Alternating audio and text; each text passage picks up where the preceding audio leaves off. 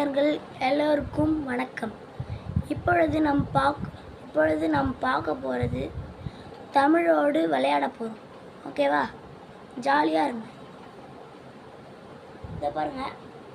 மா மா அதுக்கப்புறம் டேஷ் இம். இப்போ இந்த டேஷில் என்ன வேர்டு வரும்? கரெக்டாக சொன்னீங்க. ரா. மா ரா இம் மரம். கா டேஷ் இம் என்ன வரும்? இப்பயும் கரெக்டாக சொல்லிட்டீங்க. ரா.